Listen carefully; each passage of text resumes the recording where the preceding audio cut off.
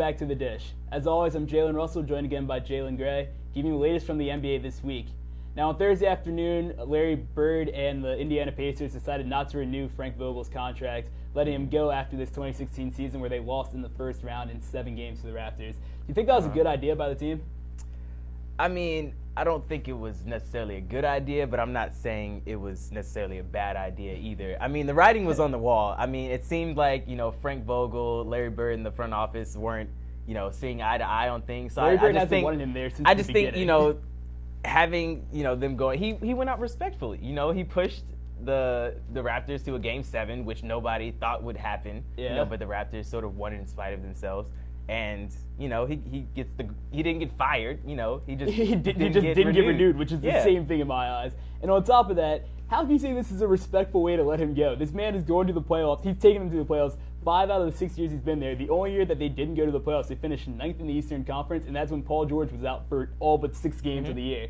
He's won with every team they put in front of him, which, let's be honest, Larry Bird hasn't given him a whole lot of talent to work with. It's Paul George and then a bunch of misfits that kind of, all right, they had that core together for, the 3 years where they went in the playoffs and saw the Heat 3 times and lost in 6 games twice and 7 games And they had once. the best defenses in the league. I can't argue with any of the stats that you're putting out right exactly. now. He's a great been coach. He's a good coach the whole time. But, I mean, sometimes you just outstayed your welcome in a place. When the Big Three in Boston dissipated, Doc Rivers left and went to L.A. They don't have the same core in Roy Hibbert and Lance Stevenson and Paul George they had when they were competing against Miami. So, but I mean, didn't you see this year? This year could have been a budding of a new core with George Hill, Paul George, and Miles Turner, who actually has been performing a lot better than people thought he would. And Paul George is now getting into his prime. He's only 25, 26. You give him a new free agent to work with, and maybe they can win a couple games.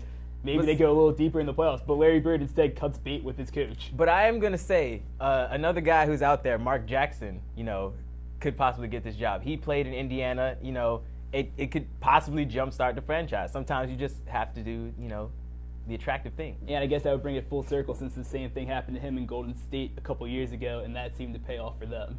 Moving on, though, Toronto and Miami are tied 1-1 right now in this second round series in the Eastern Conference playoffs. I'm going with Toronto pulling the upset again. I don't know why I'm so down on Miami this year, but I just don't see them pulling this out. What do you think? Actually, it's not even I think you're delusional. But, I mean, the Toronto Raptors, I mean, it's in their DNA to choke, it seems. They won in spite of themselves, as I said earlier, in the last series. They pulled it out. And the last 2 years, they went out, in Game 7s in the first round. So they're battle tested, is what you're saying. And it's usually because DeMar DeRozan and Kyle Lowry have bad shooting nights, consistently. They're consistently inconsistent. Right now, DeMar DeRozan is shooting 33%. Kyle Lowry is shooting 31%, 16 from three-point range. And, in the first 2 games against Miami, he shot 23 and 31. So it's not necessarily getting better. You can't tell me that you honestly think these guys are going to keep missing this many shots every night. I mean, if it keeps happening over and over, it doesn't seem to be they were both all-stars for anymore. the first time together in their entire careers. Plus, they both had some of their highest effective field goal percentages of their careers in this season. They've got to get their way out of this. But not in the playoffs. They played well in the last 2 seasons. Kyle Lowry started heating up in the fourth quarter, so I think he's going to be fine. But they had to beat Miami in overtime last night when Miami had 21 turnovers in that game. They lost him in overtime the first game, too. There's no way that you should. But aside from that, Valanciunas is also, I think, going to prove to be the X factor in this entire series.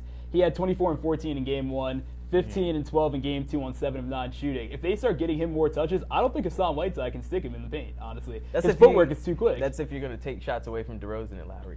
If they're missing this many shots and they want to make it through this playoff round, I think they'll be smart enough to start working it inside. I think they should, but I don't know if the coach is, willing to, sit them down and be like, you can't shoot anymore. People don't give Dwayne Casey enough credit. He is a good coach. He knows what he's doing in this league. He's not going to let them keep just throwing the game away.